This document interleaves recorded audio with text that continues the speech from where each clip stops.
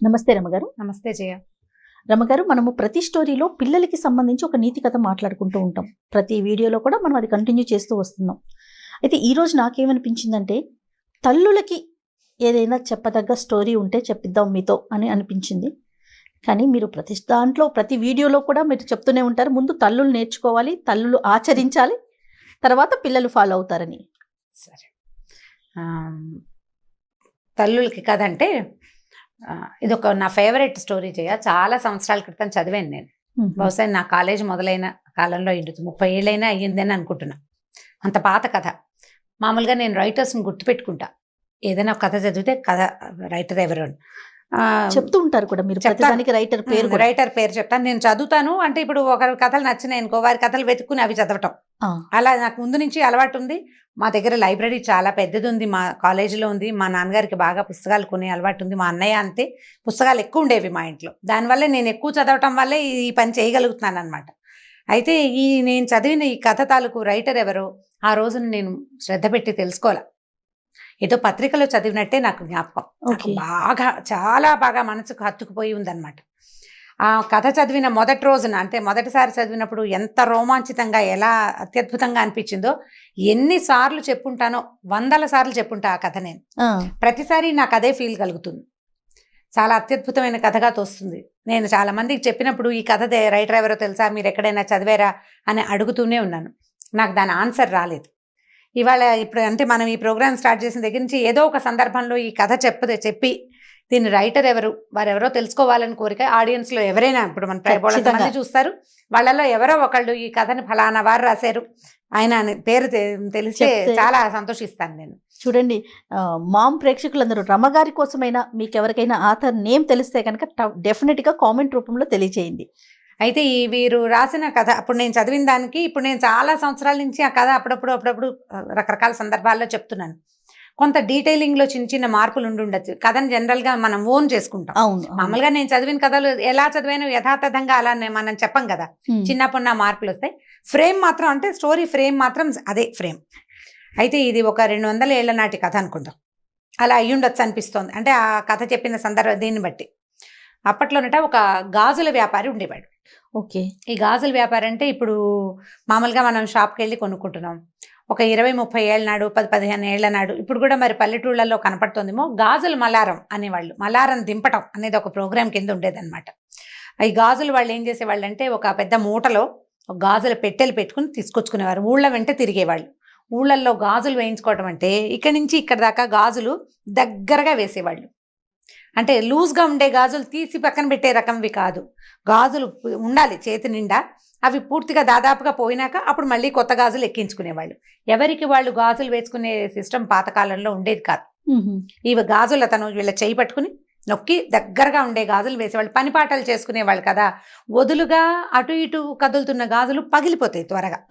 మట్టి గాజులు వేసుకోవటం అంటే, ఇప్పుడు దగ్గరగా గుత్తంగా ఉన్నాయనుకో, చేతి నిండా ఉన్న గాజులు ఏ పని చేసినా పగలవు, చిన్నగా సవడి చేస్తూ ఉంటాయి. గాజుల చేత్తో అన్నం పెట్టడం అనేది ఒక ఏమనాలంటే, రకరకాల సేయింగ్స్లో గాజుల చేత్తో అన్నం పెట్టడం అనేది ఒక సేయింగ్. అయితే ఈ గాజుల వ్యాపారి ఉండేవాడు. ఈయన చాలా దేవీ భక్తుడు. ఓకే. అయితే ఆయన పేరేదో కానీ ఆయన దుర్గా అనేవాడు. ఎప్పుడు దుర్గా నేను రామ అంటుంటాను నేను, అలా ఆయన దుర్గా అనేవాడు. ఈ దుర్గా ఎట్లా అంటే, కనపడ్డ అమ్మాయి దుర్గే, గాజులు వేయించుకునే అమ్మ తల్లి దుర్గే, అందరూ దుర్గలే. అతను అలా దుర్గా అని ఎప్పుడు దుర్గని తలుచుకుంటుందంటే ఆయన దుర్గాదాస్ అనేవాళ్ళట. అయితే ఈ దుర్గాదాసు ఊళ్ళ వెంట తిరుగుతుండేవారు, గాజులు వేసేవాడు. అయితే ఒకసారట ఆయన ఒక ఊరు నుంచి రెండో ఊరికి వెళ్ళాలంటే, అప్పుడు నడకదారులే కదా, అప్పుడు ఇలా ట్రాన్స్పోర్టేషన్ అవి ఉన్నవి కాదు. ఈ నడక దారిలో ఆయన వస్తూ ఉంటే ఒక చెరువు పక్క నుంచి వెళ్తున్నాడు. ఆ చెరువు గట్టున ఒక అమ్మాయి కనపడింది ఆయనకి. అమ్మాయి మరి చిన్నపిల్ల కాదు, ఒక 25-30 సంవత్సరాల లోపల వయసు ఉంటుంది. అందంగా చక్కగా బాగుంది. ముక్కుకి ఒక ముక్కు పుడక, రెండో ముక్కుకి బేసరి. పాత రోజుల్లో అలా ఉండేవి కదా, 2 ముక్కు పుడకలు ఉండేవి. అక్కడి నుంచి సర్వాలంకారాలతోటి అమ్మాయి చక్కగా ముత్తైదు పెళ్ళైన అమ్మాయి కనపడి పిలిచి గాజులేస్తావా అని అడిగింది. అయితే ఇంత నిర్జనంగా ఉంది ఈ అమ్మాయి ఇక్కడ ఎందుకుందంటే, ఆ అమ్మాయి చేతిలో బిందు ఉంది, మంచినీళ్ళకి వచ్చిందని అనుకున్నాడు. ఓకే. నేను ఆ ఊరు వెళ్తున్నాను, నువ్వు ఆ ఊరు వెళ్ళిపోతున్నావు, నేను ఇంటికి వెళ్తాను, నువ్వు నాకు గాజులు వెయ్యి అని చెప్పి చెయ్యి అందించింది. అందించేసరికల్లా ఈయన ఏం చేశాడు, సరే ఒక చెట్టు కింద దింపాడు మల్లారం. పెద్దవాడు ఒక 50 ఏళ్ళు ఉండుంటాయి బహుశా. అమ్మాయి చేయి అందిస్తే ఎర్రవి బాగున్నాయి, ఆకుపచ్చవి బాగున్నాయి, పసుపచ్చవి బాగున్నాయి అంటే 3 రంగుల గాజులు చేతుల నిండా వేశాడు. పిల్లని చూస్తే కలిగిన అమ్మాయి లాగానే కనపడుతుంది. ఈ అమ్మాయి దగ్గర డబ్బులు ఉండవని అతను ఎందుకు ఊహిస్తాడు? గాజులు వేయించుకుని ఏదో తృణమో పణమో, అప్పుడు పెద్ద ఖరీదులు కాదు, కాసు, అరకాసు, పావల, 10 రూపాయలు బేడలు కాణీలు ఉండే రోజులు, అణాలు అర్ధనాలు ఉండేవి. అయితే ఇవి వేసిన తర్వాత ఈ అమ్మాయి ఏం చెప్పిందంటే, నువ్వు ఈ ఊరు వెళ్తున్నావు కదా, ఫలానా శివాలయం ఉందా, శివాలయం పక్కన కర్ణంగారి ఇల్లు ఉందా, ఆ పక్క సందులోంచి కొంచెం లోపలికి వెళ్తే ఒక ఎత్తరుగుల ఇల్లు ఉంది, ఆ ఇల్లు మాదే, మా నాన్నగారు ఉంటారు, ఈ గాజులకు డబ్బులు నువ్వు అక్కడ తీసుకో ఓకే అని చెప్పింది. చెప్పేసరికల్లా అదేమిటి నువ్వు డబ్బులు లేకుండా ఎందుకు వేయించుకున్నావని అదని అతను అనలా. ఎందుకంటే ఇది అతను పనే కానీ అది వ్యాపకంగా చేస్తున్నాడు కానీ వ్యాపారంగా చేయటం లేదు ఆయన. ఇలా స్త్రీ రూపంలో ఈ అమ్మాయిలకి గాజులు వేస్తూ అమ్మవారికి గాజులు వేసినంత సంతోషించేవాడు. అతనికి వచ్చిన కొంత సంపాదనే అతనికి చాలు, ఏదో ఇచ్చింది పుచ్చుకునేవాడు అంతే. సరే ఏమన్నాడు, ఈ అమ్మాయి బిందె పుచ్చుకుంది, ఇంకా నేను నీళ్ళు తెచ్చుకోవాలి, నువ్వు వెళ్ళిపోతున్నావు కదా, వెళ్ళి తీసుకోమంది. మా నాన్నగారి ఇంటికి వెళ్ళు, మా అత్తారిల్లు ఇది, మా నాన్నగారు ఊరు ఆ ఊరు, మా అత్తారు ఊరు ఈ ఊరు అని చెప్పింది. చెప్పేసరికల్లా మా నాన్నని అడిగి డబ్బులు తీసుకోమంటే ఈయన బ్యాగ్ అంతా సర్దుకున్నాడు. బయలుదేరుతుంటే ఓవేళ మా నాన్నగారు ఆయనకి నా మీద కోపంగా ఉంది, మా అత్తారి మీద కోపం వచ్చింది, మాకు అమ్మాయి లేదు నేను ఇవ్వనంటాడేమో, మా దేవుడి గదిలో కుంకుమభరణి ఉంది, దేవుడి మందసాన్లోనే కుంకుమభరణి ఉంది పాతది, అందులో కాసుంది, అది తీసి ఇవ్వమన్నానని చెప్పు. ఆయన కాదంటాడు, నువ్వు గట్టిగా పట్టుకో, నువ్వు గాజులు ఇన్నేసావు, డబ్బులు తీసుకోవాలి కదా, కాబట్టి ఆయన కాదన్నా సరే ఈ మాట చెప్పి డబ్బులు తీసుకో అని చెప్పి సరే అన్నాడు. ఆ అమ్మాయిని అక్కడ వదిలిపెట్టి ఈయన సంచి తన తట్టా బుట్ట సర్దుకుని ఆ ఊళ్ళోకి వెళ్ళాడు. శివాలయం వచ్చింది, దండం పెట్టుకున్నాడు, కర్ణంగారి ఇల్లు కనపడింది, పలకరించాడు, పక్క సందులోంచి లోపలికి వెళ్ళాడు. ఎత్తరుగుల ఇల్లు. అయితే ఇల్లు పెద్దదే కానీ బాగా పేదరికంలో ఉన్న ఇల్లే అది. అక్కడి నుంచి ఆ ఇంటి ఆయన్ని పిలిచాడు. బయట ఒక 5-6 వేద విద్యార్థులు ఎవరో కూర్చున్నారు, వేద పాఠం చదువుకుంటున్నారు. ఈ అమ్మాయిని కేకేశాడు, అయ్యా మీ అమ్మాయికి గాజులు వేసానండి చెరువు దగ్గర, డబ్బులు ఇప్పిస్తే వెళ్తానండి అన్నాడు. అమ్మాయా, ఎవరమ్మాయి, ఎవరింటికి వచ్చావు నువ్వు అని అడిగాడు. ఫలానా ఇల్లు ఇదే కదండి, ఆయన పేరు కూడా చెప్పింది. ఆ ఇల్లు, ఆ పేరు తమరదే కదా అంటే నాదేను, ఫలానా ఇల్లు ఇలాగని చెప్పింది, గుర్తులు, నేను వచ్చాను, మీరు ఇలాగే అంటారని అమ్మాయి చెప్పింది కూడా, డబ్బులు ఇప్పించండి బాబు, లక్షణమైన బిడ్డ, అంత పిల్లని కాదనుకుంటారా అన్నాడు. మీకు తగదాలుంటే సొంత పిల్లని కాదనుకుంటారా ఎవరైనా అనేసరికి ఈయనకు అర్థం కాదు. పిల్లని కాదనుకోవటం ఏమిటయ్యా, నాకు అసలు ఆడపిల్లలే లేరు, అమ్మాయిలు లేరు నాకు అన్నాడు. అనేసరికల్లా భలేవారు మీరు ఇట్లాంటి మాట అంటారు, ఇంత మాట అన్నారు, అమ్మాయి చెప్పనే చెప్పింది, ఇంత మాట అంటారా, ఎంత కోపం వస్తే మాత్రం, ఆడపిల్లని కాదనుకుంటే ఎలాగండి, తీసుకొచ్చి డబ్బులు ఇవ్వండి అన్నాడు.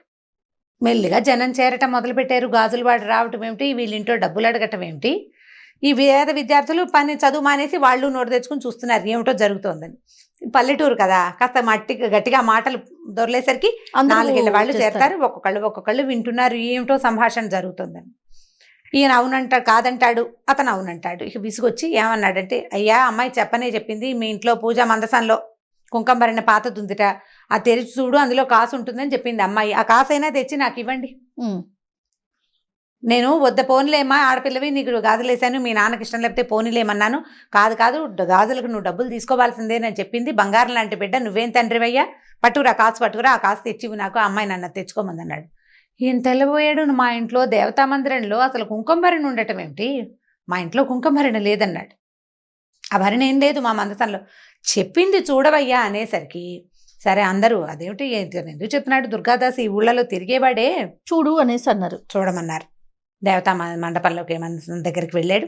అయితే వాళ్ళ అమ్మగారు, ఆయన తల్లి, ఈయనే కొంచెం పెద్దవాడు, ఓ 50 ఏళ్ళ పైన ఆయన, ఆవిడ కడు వృద్ధురాలు, ఇంట్లో ఉంది పెద్ద ఆవిడకి జ్ఞాపకం వచ్చింది లీలగా, ఒక పాత కుంకుమభరణ వాళ్ళ దేవతా మందసంలో ఒక పక్కన చిన్న మీట లాంటిది, అది నొక్కితే అక్కడ ఒక కుంకుమభరణలు అవి పెట్టుకునే, ఎందుకంటే పాత రోజుల్లో బీరువాలు అవి ఉండేవి కాదు కదా, ఈ దేవతా మందిరాల్లో, తర్వాత ఏమో పందిరి మంచాల లోపల అట్లా చిన్నవి అల్మర్లు ఉండేవి, వస్తువులు దాచుకోవడానికి, దొంగల భయాలు అవి ఉండేవి కదా. అయ్యా మన దగ్గర ఈ మీట నొక్కితే ఇది తెరవబడుతుంది అని చెప్పింది. తీరా తెరిస్తే కుంకుమభరణి బయటకు వచ్చింది. ఆయన చాలా ఆశ్చర్యపోయాడు. ఈ అమ్మాయి ఎవరు, ఈ గాజులు వాడేమిటి, మన ఇంట్లో ఉన్న మందసం ఇన్ని సంవత్సరాలు వచ్చింది, ఇంత వయసు వస్తే ఇందులో ఇలాంటిది ఉందని నాకు తెలియకుండా ఎవరో పిల్లకి రోడ్డు మీద ఎక్కడో దారిలో కనపడ్డ పిల్లకి తెలియటం ఏమిటి, మా అమ్మకి తెలిసిన సంగతి. ఆయనకి లోపల నుంచి ఒక ఉద్వేగం వస్తుంది అనమాట, ఎట్లా ఇది బయటికి తెలిసింది అని. ఆయన ఏం చేశాడు, కుంకుమభరణిలో చేయి పెట్టాడు, కాసు తగిలింది, కాసు ఇట్లా తీసాడు బయటికి, ఇంకో కాసు కనపడుతోంది. ఇది ఎడం చేతిలో పెట్టుకున్నాడు, ఆ కనపడిన రెండో కాసుని తీస్తుంటే ఇంకో కాసు కనపడుతోంది కింద, ఆ చేతిలో పెట్టుకున్నాడు, మళ్ళీ తీసాడు, తీస్తూ ఉంటే ఒక్కో కాసు బయటికి వస్తూనే ఉంది. ఆయన ఈ పట్టుకున్నవాడు అట్లా కూలబడిపోయాడు.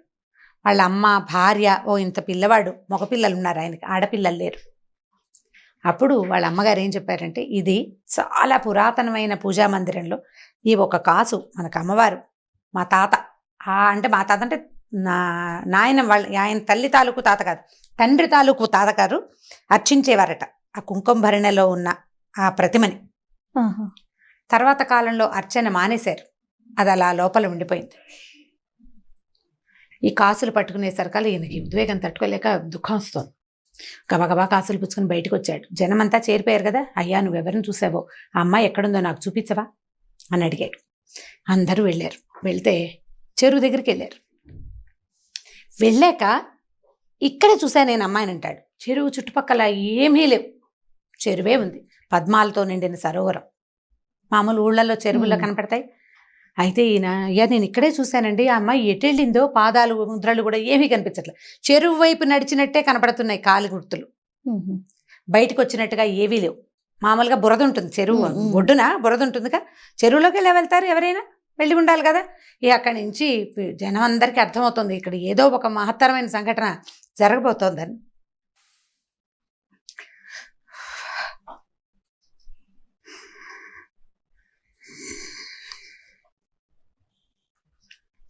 సరే దుర్గాదాసు పిలిచాడు. నేను ఒక అమ్మాయికి గాజులేసాను. జనం అంతా చెరువు దగ్గరికి చేరారు. ఊళ్ళో వాళ్ళంతా వస్తున్నారు, ఇక్కడ ఏదో జరగబోతోందని తెలుస్తోంది.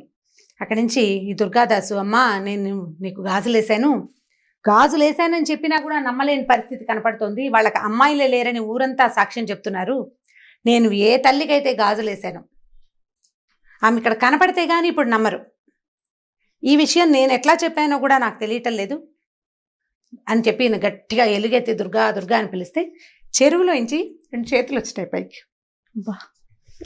రెండు చేతులకి ఎరుపు, పసుపు, ఆకుపచ్చ గాజులు ఫుల్గా ఉన్నాయట చేతుల నిండా. ఈ పైకొచ్చిన చేతుల్ని ఆ ఊరంతా చూసింది. వాళ్ళు ఏమనుకున్నారంటే, ఒక శక్తి ఒక బ్రాహ్మడి ఇంట్లో 100 సంవత్సరాల పైగా నిక్షిప్తం అయిపోయి లోపల ఉండిపోయిన శక్తి నన్ను పూజించే సమయం వచ్చింది అని బయటికి రావడానికి ఆమె చేసిన ప్రయత్నం ఏంటంటే, ఒక గాజులు అతని పూర్వజన్మ పుణ్యం, అతను చేసుకున్న పుణ్యం అంటే ఈ కథలో ఉన్న శక్తి అలాంటిదన్నమాట. అంటే భగవంతుడు తనని తను ప్రకటితం చేసుకోవాలంటే ఎలాగైనా చేయొచ్చు, శక్తి అది. ఇప్పుడు దేవుడు అంటే మగవాడే కాదు కదా, మగవాడికి మూలం తల్లి. ఆమె తనకి తాను బయటికి రావాలని గనక ప్రకృతి భావిస్తే ఈ రకంగా ఎవరికైనా ప్రత్యక్షం కావచ్చు.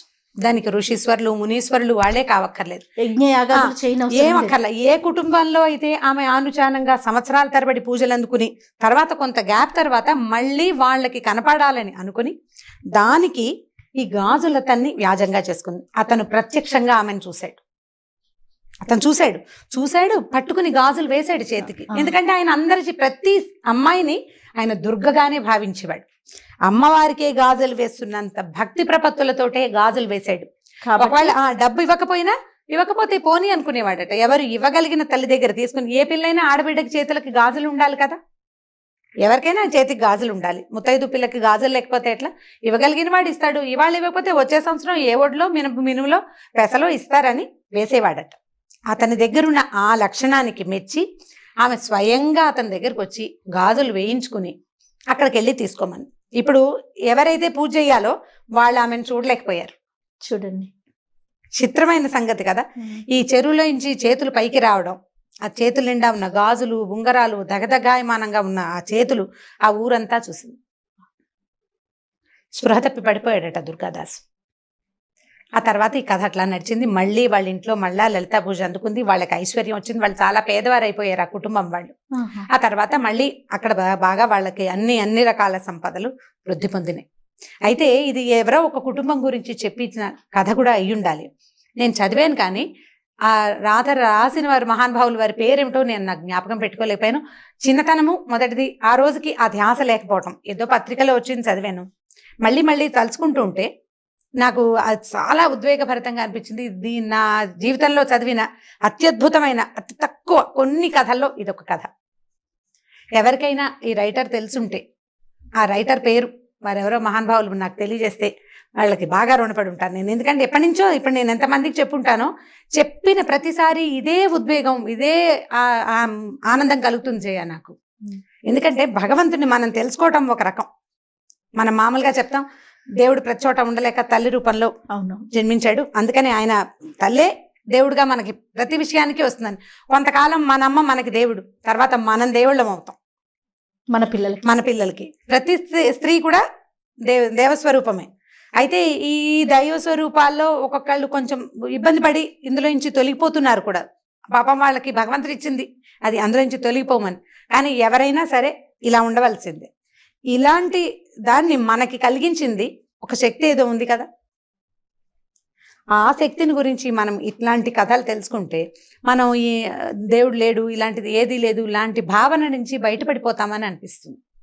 కానీ మామ్ స్టార్ట్ చేసిన డే 1 నుంచి మన ఇద్దరం ఎన్నో వీడియోస్ చేసాం రామ్ గారు. ఫస్ట్ టైం నేను మిమ్మల్ని చూశాను. ఒక స్టోరీ మధ్యలో మీరు ఆగిపోయి మళ్ళీ రీస్టార్ట్ చేయటం అనేది ఇది బహుశా ఫస్ట్ వీడియో అనుకుంటాను. ఈ కథలో ఉంది కదా జయ, ఈ కంటెంట్ లోనే అలాంటిది ఉంది.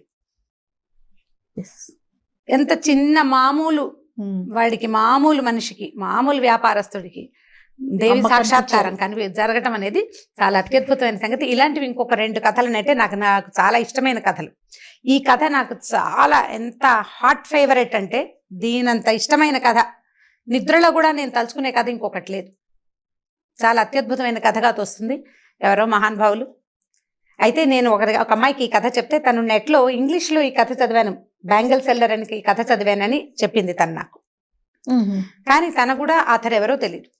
ఓకే, అంటే ఈ ఎక్సైట్మెంట్ తనకి కలగల కథ చదివితే. నేను చెప్పినప్పుడు వచ్చింది ఆ అమ్మాయికి, నేను చెప్పినప్పుడు వచ్చింది. ఆ ఇంగ్లీష్లో కథ చదివితే ఇలాంటిది అమ్మవారి చేతిలో వచ్చినాయని రాశాడు, గాడెస్ కనపడిందని రాశాడు అని చెప్పింది అనమాట. బట్ నేను ఇంటర్నెట్లో సెర్చ్ చేశాను కానీ నేనేం సాధించలేకపోయాను ఆ కథను. అంటే సరిగ్గా మనం అడగాలి కదా ఈ స్టోరీ అని, రైటర్ పేరు ఏదైనా స్టోరీ పేరు చెప్పాలి. నేను 2 చెప్పలేకపోయాను, దాంతో నేను తెలుసుకోలేకపోయాను. ఈ కథ తెలుసుకోండి అమ్మా, పిల్లలకి వీలైతే కథ చెప్పగలిగితే దీన్ని బ్రీఫ్ చేసుకుని చెప్పండి మొదటిది. తర్వాత ఎవరికైనా ఈ రైటర్ పేరు కనుక తెలిస్తే, అంటే ఇది డీటెయిలింగ్ మారిపోయింది, నా భక్తి కూడా తోడైంది కదా, నాకు కూడా అమ్మవారి మీద ఉన్న భక్తి దీనికి తోడైంది.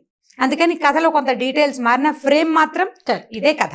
Right, thank you so much రమ్మ గారు. ఒక అద్భుతమైన కథని మా అందరికి వినే అవకాశాన్ని కల్పించారు. అంటే చెప్పే అవకాశం మీ వల్ల ఇంకొకసారి వచ్చింది నాకు. నమస్తే జయ. ఈ వీడియో కనుక మీకు నచ్చినట్లయితే లైక్ చేయండి, షేర్ చేయండి. మరిన్ని వీడియోస్ కోసం మా ఛానల్ని సబ్స్క్రైబ్ చేసుకోండి.